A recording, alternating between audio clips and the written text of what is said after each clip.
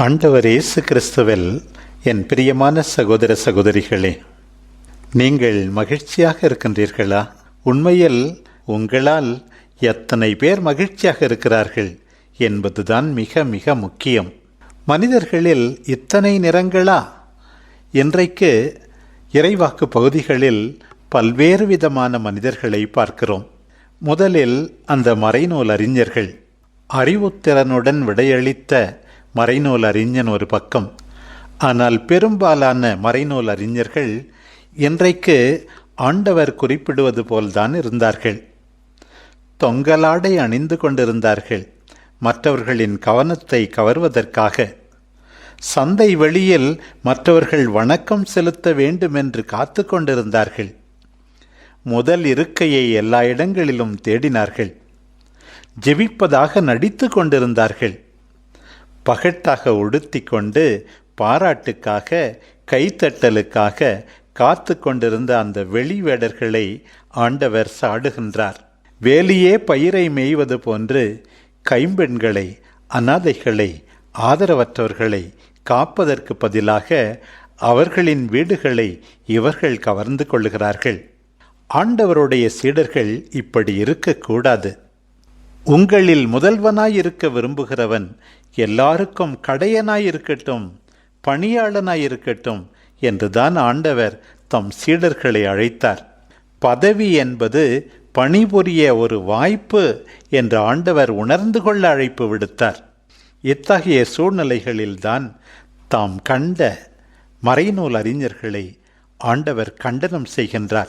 மத்தேயு நற்செய்தி 23ஆம் அதிகாரம் முழுவதிலும் 7 முறை எவ்வாறு அவர்களிடம் ஆண்டவர் ஐயோ கேடு என்று உரைக்கின்றார் என்பதை பார்க்கிறோம். பிரியமானவர்களே, இன்றைக்கு ஆண்டவர் நமக்கு அளிக்கின்ற முதல் செய்தி, இந்த மறைநூல் அறிஞர்களைப் போல நீங்கள் இருக்காதீர்கள். அப்படி இருந்தால் நீங்கள் கடும் தண்டனை தீர்ப்புக்கு ஆளாவீர்கள் என்கிறார். உண்மையான வாழ்வுக்கு, நேர்மையான வாழ்வுக்கு, மற்றவர்களை மதித்து அவர்களுக்கு ஆசீர்வாதமாக இருக்கின்ற வாழ்வுக்கு ஆண்டவர் தம் சீடர்களை தொடர்ந்து அழைத்து கொண்டே இருக்கிறார் என்பதை மனத்திலே இருத்துவோம். வெளிவேடக்காரர்களான மறைநூல் அறிஞர்களை கண்டித்த அதே ஆண்டவர் ஓர் ஏழை கைம்பெண்ணை மனமாற பாராட்டுவதை இன்றைய நற்செய்தி பகுதியிலே காண்கிறோம். காணிக்கை பெட்டிக்கு எதிராக அமர்ந்து கொண்டு மக்கள் அதில் காசு போடுவதை உற்று நோக்கி கொண்டிருந்தார் ஆண்டவர் இயேசு. செல்வர் பலர் மிகுதியாக போட்டாலும் ஓர் ஏழை கைம்பெண் ஒரு கொதிராந்துக்கு இணையான 2 காசுகளை போட்டதை அவர் பார்த்தார். எல்லாரை விட இவர்தான் மிகுதியாக போட்டிருக்கிறார் என்று தம் சீடர்களுக்கு சொன்னார். பற்றாக்குறை இருந்தும் தம்மிடமிருந்த அனைத்தையுமே, ஏன் தம் பிழைப்புக்காக வைத்திருந்த எல்லாவற்றையுமே அவர் போட்டதை குறித்து ஆண்டவர் மகிழ்ந்தார். பிரியமானவர்களே, இன்றைக்கு ஆண்டவரால் பாராட்டப்படுபவர் ஏழை, விதவை. ஆண்டவரால் இந்த விதவை எதற்காக பாராட்டப்படுகின்றார்?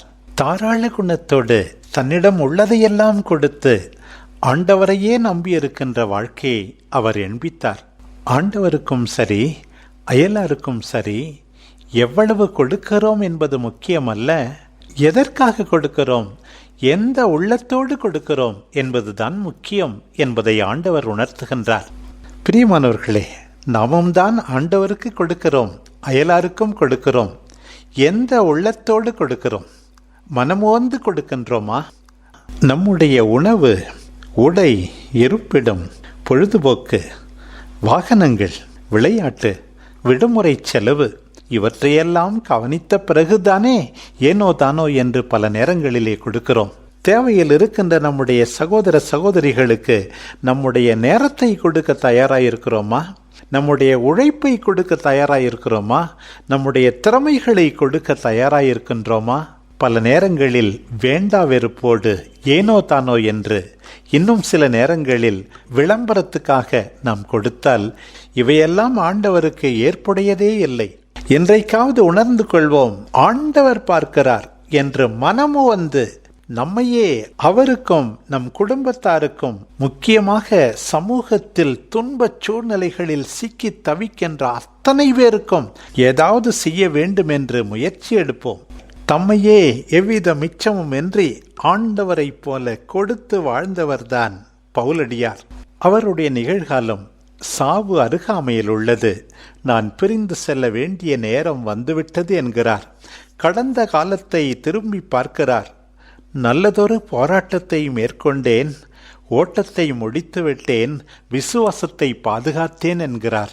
ஆம், அழைத்த ஆண்டவரை பற்றி கொண்டு பிரமாணிக்கமாக வாழ்ந்த வாழ்க்கை. எதிர்காலத்தையும் நினைத்து பார்க்கிறார். நேரிய வாழ்வுக்கான வெற்றி வாகை எனக்காக காத்திருக்கிறது என்கிறார். பிரியமானவர்களே, தம்மையே முழுமையாக கொடுத்த பவுலுடைய வாழ்க்கை நம் எல்லாருக்கும் உன்னதமான பாடம். அந்த கடைசி நேரத்திலும் தன்னுடைய சீடர், தன்னுடைய அன்பு பிள்ளை தன்னை போல முழுமையாக கொடுத்து வாழ வேண்டும், முக்கியமாக ஆண்டவருடைய வார்த்தையை கொடுத்து வாழ வேண்டும் என்று அவருக்கு ஆணையிட்டு கூறுவதை பாருங்கள்.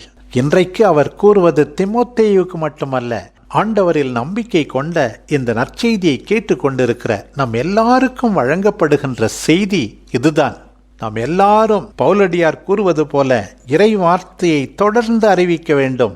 அதுவும் வாய்ப்பு கிடைத்தாலும் கிடைக்காவிட்டாலும் அறிவிக்க வேண்டுமா? இன்றைக்கு உலகம் நம் வார்த்தைகளை நம்புவதை விட நம் வாழ்க்கையை உற்று பார்த்து கொண்டே இருக்கிறது. அந்த உலகத்துக்கு வாழ்க்கையால் நற்செய்தியை அறிவிப்போம். பல நேரங்களில் அநியாயங்கள், அட்டூழியங்கள், நற்செய்திக்கு முரணான மதிப்பீடுகள் வளரும் போது சும்மா இருக்கிறோம். இன்றைக்கு பவுலடியார் சொல்லுகிறார், நாம் கண்டித்து பேச வேண்டுமாம், கடிந்து கொள்ள வேண்டுமாம், அறிவுரை கூற வேண்டுமாம், பொறுமையோடு கற்றுக் கொடுக்க வேண்டுமாம். தொடர்ந்து சொல்லுகிறார், அறிவு தெளிவோடு இருக்க வேண்டும். பல நேரங்களிலே நிதானத்தை இழந்து விடுகிறோம். பி சோபர், துன்பத்தை ஏற்றுக்கொள்ள வேண்டும், நற்செய்தியாளனின் பணியை ஆற்ற வேண்டும், திருத்தொண்டை முழுமையாக நிறைவேற்ற வேண்டும். பிரியமானவர்களே, ஆண்டவருக்காக நம்முடைய கடமையை கண்ணும் கருத்துமாக செய்யும் போது, துன்பங்களை ஏற்றுக்கொள்ளும் போது, ஆண்டவருக்காக நம்மையே எவ்வித மிச்சமின்றி கொடுக்கும் போது நிச்சயமாக ஆண்டவர் நம்மை ஏமாற்ற மாட்டார். அதை குறித்துத்தான் இன்றைக்கு பவுலடியார் சொல்லுகிறார், நல்வாழ்வுக்கான வெற்றி வாகை எனக்கு மட்டுமல்ல, தங்கள் கடமையை நிறைவாகச் செய்து துன்புற்று தங்களையே ஆண்டவருக்கு கொடுத்து அயலாரை மகிழ்வித்து வாழ்கின்ற அத்தனை பேருக்கும் வெற்றி வாகை காத்திருக்கிறது என்கிறார். அந்த வெற்றி வாகையை நோக்கி நாம் எல்லாரும் பயணம் செய்வோம். மறைநூல் அறிஞர்களைப் போல அவர்களையே மையமாக வைத்து மற்றவர்களுக்கு சுமையாயிருப்பதை விட்டொழித்து, ஏழை கைம்பெண்ணை போல தாராளமாக மனமு வந்து நம்மையே ஆண்டவருக்கு கொடுப்போம்.